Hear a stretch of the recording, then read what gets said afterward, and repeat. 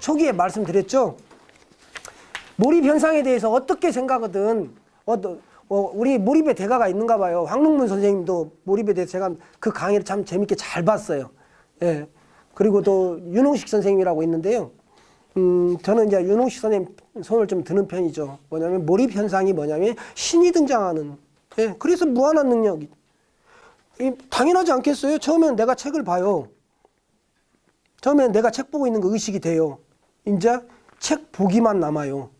내 자아가 뭡니까? 생각, 감정 아니에요? 이게 사라져버리고 책 읽기만 남은 거죠. 그때 내가 싹 빠지고 신이 등장한다. 이게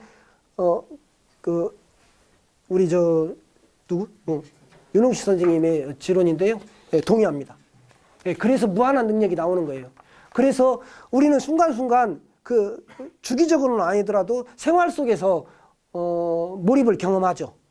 그죠? 어떤 위기에 막 닥쳤을 때 순간적인, 예, 뭐 2차 대전 때 몇백 킬로짜리 폭탄이 일본 가정집에 이렇게 떨어졌대요. 근데 마루에서 아이들 감자를 이렇게 먹이고 있던 일본의 예선 엄마가 맨발로 뛰어가가지고 그걸 들어서 옆집에다 던져버렸더니. 네. 엄마의 모성과 이 신의 몰입이 결합하면요. 예, 사실은요, 예, 살아갈 힘에서 텐계시로는 몰입 능력이 살아갈 힘이다. 이렇게 이야기하죠. 동의합니다. 예, 하나님이 살아주니까요. 몰입 능력이 그냥 살아갈 힘이죠. 능력이고. 예, 근데 그래서 몰입이 일어나려면 몇 가지, 근데 이제 몰입 능력이 약한 아이들은 몇 가지 조건을 형성해 주자고요. 그게 뭐였냐면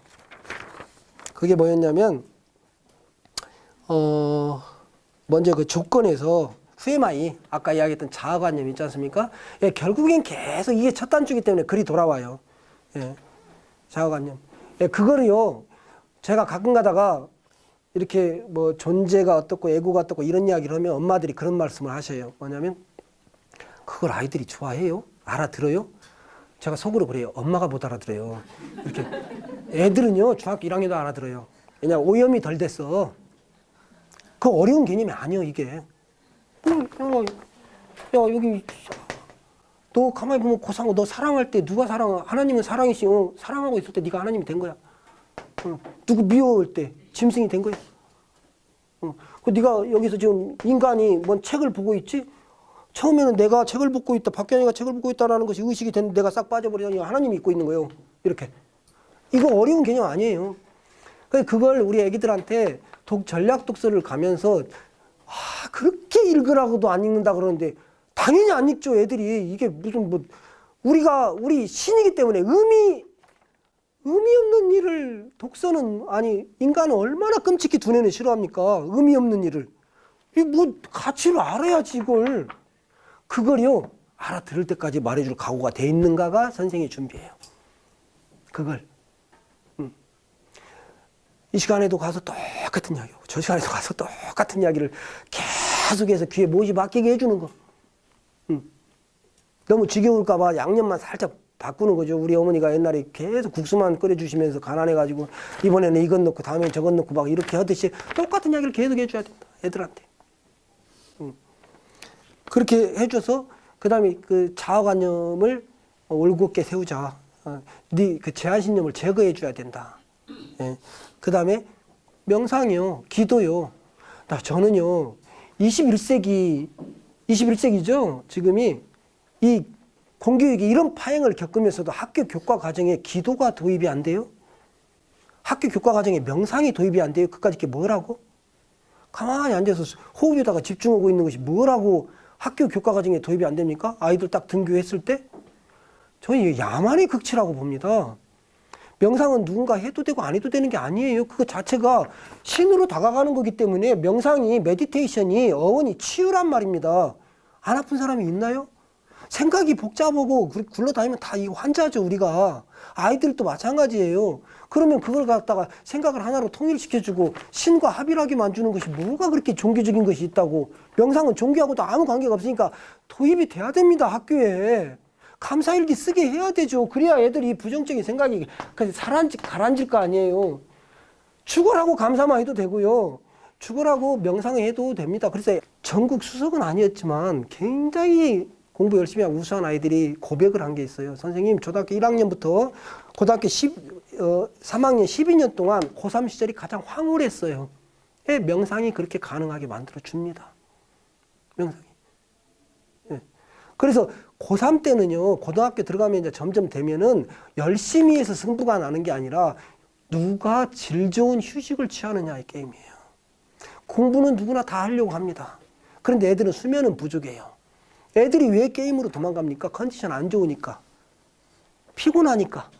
그때 네가 가서 애들아 피곤할 때 아주 죽여버리는 방법이 있어. 뭐야? 피곤할 때 우리 두뇌과학에서 이미 다 밝혀졌어. 너희들 공부하고 있을 때 그건 공부 아니야. 입력시키는 거야. 공부는 충분한 수면과 휴식을 취할 때 지가 알아서 정리해. 예. 김대식 교수의 저서를 한 권이라도 읽어보면 그냥 바로 할 수 있을 거예요. 그 다음에 서울대쯤은 누구나 갈 수 있다. 제 박정훈 선생님 책을 읽어보면 공부는요, 휴식을 취할 때 하는 거예요. 두뇌가 알아서 해요. 알아서. 예. 우리 요 해마라고 그러잖아요. 장기 기억장치로 넘어가는 데다가 내가 피곤한 상태에 너무나 멍 때리고 있으면 일이 보내주질 않아요.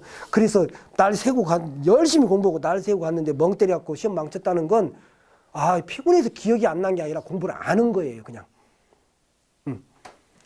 그때 애들한테 가르치죠. 그때 있잖아. 피곤할 때마다 황홀하게 호흡에다가 집중하면서 뭐 윤홍식 선생님의 명상도 좋아, 됐다, 모른다 해도 되고 나라는 말에 집중해도 되고 그냥 호흡에다가만 계속 집중하고 마음이 가만히 이렇게 안정되잖아. 그러면 네 목표가 이루어졌던 그 장면 한번 떠올려봐. 그러면 굉장히 기분이 황홀해져. 예, 그거 가르쳐버려요, 애들한테. 예, 그러면 잠자면서도 경쟁력이 생기죠. 예, 잠재력 속에다가 계속 거기까지 들어가면은 굉장히 좀 복잡하죠. 뭐 무슨 가역성의 법칙 해갖고 우리가 상상하면 이루어진다. 시크릿 같은 책들이 위험한 게 그렇게 하면 돈 많이 번다. 이것만 가르치고 끝을 안 보여주니까 궁극의 진리로 가는 그걸 안 보여주고 돈 많이 번단다. 막 이거 챙겨준다. 그래서 위험한 거지. 90%는 맞아요. 99%는. 예, 상상하면 이루어지죠. 지금 이 모든 여기서 만들어지는 것들 중에 인간이 만든 것들 중에 누군가의 상상 속에서 비롯되지 아니한 게 한 개라도 있나요? 없죠. 예, 그래서 네빌 고다드는 이 가역성의 법칙이라는 것을 이야기를 하면서 결과가 뚜렷하게 의식에 잡히면 그 원인은 뒤에 만들어진다. 네, 그러면서 이제 전화기 이야기를 하지 않습니까? 원인이 결과였고 결과가 그 원인의 또 원인이 될 수 있다. 이게 바로 이제 가역성의 법칙인데, 자, 전화기 같은 경우는 처음에 여보세요 그러면은 음성 에너지가 전기 에너지가 다시 저 사람한테는 음성 에너지로 바뀐다는 그 원리를 이용해서 이야기를 하는데요. 정말로 중요한 거죠. 뭐냐면 내가 정말 간절한 목표가 있으면요, 그것을 가지고 놀아야 됩니다. 어떻게? 예, 마음 충분히 가라앉혀 놓고 그 이야기를 갖다가 우리 그 오지원이라는, 여기다가는 이제 카탈로그라 이름을 못 밝혔고 이건 이제 문집이라요. 우리 오지원이라는 졸업생이 쓴 거 하나만 읽고 끝내도록 할게요. 힘찬 졸업생들 이야기 한번 들어볼까요? 그쪽에 내 생애 최고의 순간, 고3 때 나는 평생 잊지 못할 분을 만났다. 바로 논술학원 선생님입니다. 당시 나는 성적이 좋지 않았고 논술도 시작한 지 얼마 되지 않아 자신감이 없었다. 자포자기 심정이었던 나에게 선생님은 큰 빛이 되어주셨다. 선생님은 나에게 3일 우리 실장님이 좀 읽어주실래요? 예. 선생님은 나에게 거기서부터 선생님은 나에게 삶의 확고한 원칙을 잡아주시고 중요한 훈련을 가르쳐 주셨다. 그중 하나가 이미지 트레이닝이었다. 나는 원래 귀가 얇지도 않았고 남의 말을 쉽게 믿지도 않았다. 그러나 항상 활기가 넘치고 확신에 차 있는 선생님의 모습에 깊은 신뢰가 갔다. 그래서 나는 선생님이 가르쳐 주신 대로 마지막 날까지 성실하게 이미지 트레이닝을 실천했다. 그런데 이 훈련은 하면 할수록 행복해졌다. 항상 아침에 일어나자마자 공부하다가 지칠 때, 자기 전에, 심지어는 수업 시간에도 마음이 산란하면 훈련을 했다. 시간이 흐르자 나의 의식이 온통 이루어진 꿈으로 가득 차게 되었다. 나의 의식은 거의 24시간 소망하는 대학에 있었다. 그 대학의 캠퍼스에서 행복한 모습으로 논일고 있는 나의 모습은 점점 더 뚜렷해져서 어느 땐 훈련 도중에 마치 한 편의 영화를 보고 있는 듯했다. 그리고 지금 나의 꿈은 현실이 되었다. 나는 생각보다 유능한 아이. 예. 이런 아이들이 고3 시절이 피곤할 수 있을까요? 그런데 어떤 제가 굉장히 유명한 회사에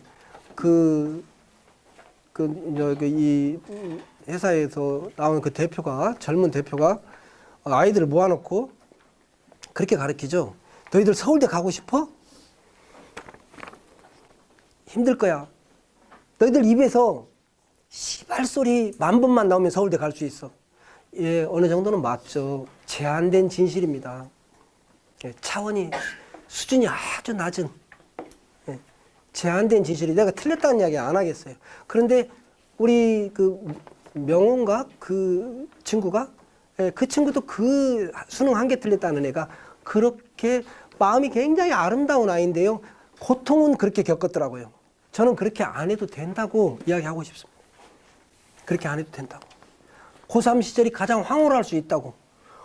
내가 목표가 있고, 내가 내 수면 시간과 내 휴식 시간을 나의 상상과 명상을 이용해서 그 안에서 황홀하게 논다면 얼마나 좋냐. 그리고 몰입의 힘을 안다면 모든 기쁨은요, 사실은 아까 그 몰입 이야기를 하면서 그걸 빼놔버렸네요. 몰입이 뭐냐? 모든 기쁨의 근원이다 그랬죠. 예, 그냥 순전히 육체적인 현상이죠. 이게 몰입은 호르몬이 나와야 된다고 하니. 호르몬. 어떤 호르몬? 엔돌핀, 세로토닌. 엔돌핀은 뭔가 흥분하고 역동적일 때 나오는 아주 즐거운 노래방 같은 데 가서 막 취해갖고 할 때 나오는 거. 게임할 때 막 나오는 거. 축구할 때 나오는 거. 예, 이런 게고. 세로토닌은요. 내가 하나님하고 하나가 됐을 때 조용해졌대. 명상을 통해서 마음이 차분히 가라앉으면 존재가 기쁨 자체니까 자기 모습을 드러냅니다. 예, 그래서 황홀해져요. 실제로 그 성분이 마약 성분하고 똑같대요. 예, 그래서 황홀하답니다. 그래서 히말라야 같은 데 가서 보면은 그 설산에 가서 동굴에 앉아가지고 벽만 딱 쳐다보고 있는 친구들 있잖아요. 그 힌두교 얘네들. 성자, 그거 별거 아니라고 그래요. 뭐냐면은 고행하고 있는 게 아니라 마약 먹고 있는 거 이렇게 계속 흘러나오는 게 뿅. 가만히 생각해 보세요. 게임이 재밌냐고 제가 물어봅니다. 우리 아이들한테. 게임이 왜 재밌어? 농구가 왜 재밌어? 놀이기구가 왜 재밌어? 예, 그게요, 전부 다 생각이 끊긴 현상이에요, 그냥. 생각만 끊어져 버리면 세로토닌 흘러나옵니다. 잡념만 끊어져 버리면. 그러면 맨날 예를 들어서 맨날 이거 제가 이야기하는데 애들한테 이렇게 야 자유로 들어 타봤니? 그렇게 물어봐요. 그러면 여기서 자 표살 때 1번, 여기 대기할 때 2번, 끌려 올라갈 때 3번, 매달려 있을 때 4번, 떨어졌을 때 5번. 여기서 어떤 기쁨이 있는지 한번 찍어봐. 근데 왜 이걸 돈 주고 또 표살 때 굉장히 황홀하대? 돈 내니까? 대기할 때 그렇게 기뻐? 끌려 올라갈 때는? 떨어질 때 그렇게 황홀하더냐? 이때요, 떨어지고 나서 휴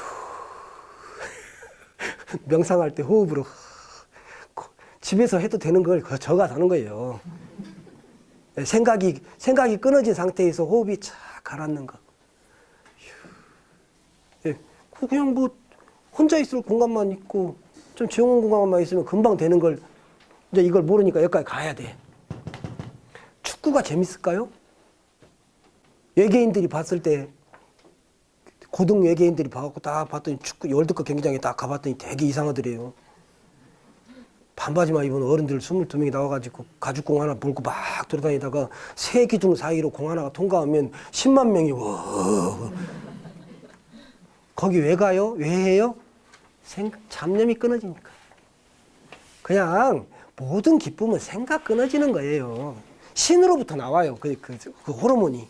그래서 공부가 힘들고 어려워서 힘든 게 아니라 몰입이 안 되니까. 몰입이 안 되니까 힘든 거죠. 양이 많고 어려워서 힘든 게 아니에요. 학과 공부는 수준 자체가 사실은 고미규 선생님 말대로 공부 축에도 못 끼는 겁니다. 사회 각 분야의 가장 밑바닥 부분 갖고 짜집게 하는 거 아닙니까, 솔직히. 이것이 이 500만 년 진화를 해온 슈퍼컴퓨터를 힘들게 할 수 있을까요? 그렇게 어려운 것일까요, 이게? 아니요. 몰입이 안 일어나니까. 집중이 안 일어나니까. 예. 그래서, 깨알 강좌라는 것과 스터디 헬스라는 것이 그래서 몰고 갔던 거예요. 두 개를. 애들한테 이제 그걸 이야기를 해야 돼. 중학교 친구들한테는 이제 기회가 없었는데 이번에 작심을 한 거죠. 뭐냐면 중학교 아이들을 보러 왔거든요.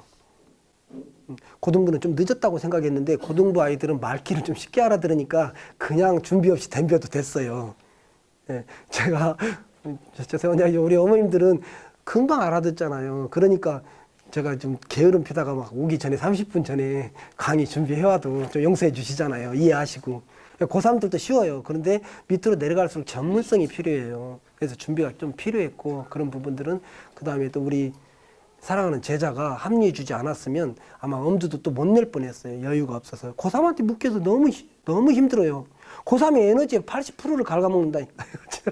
내년에 고3들한테도 네, 그래서 중학교 아이들한테 그냥 계속해서 아까 이야기했던 올바른 자아관념을 심어주자. 쓸데없는 죄의식에 애들이 자기 혐오에 인간이 마지막까지 자기 혐오를 갖고 있어요. 아직 저도 그러는데요. 아직도 저를 생각하면 참 그렇게 한심할 수가 없죠. 이건 인간의 어떤 숙명적인 거예요. 그때 그걸 혐오하지 않고 용서해내는 법. 용서하는 거 좀 가르쳐 주고요. 그래서 나에 대한 그 자아상을 갖다가 좀 떳떳하게 이렇게 만들어주고 내 능력에 한계가 없는 존재라는 것을 인식을 계속 시켜주고 그리고 독서시키면 우리 아이들이 인생에 실패할까요? 네, 마치겠습니다.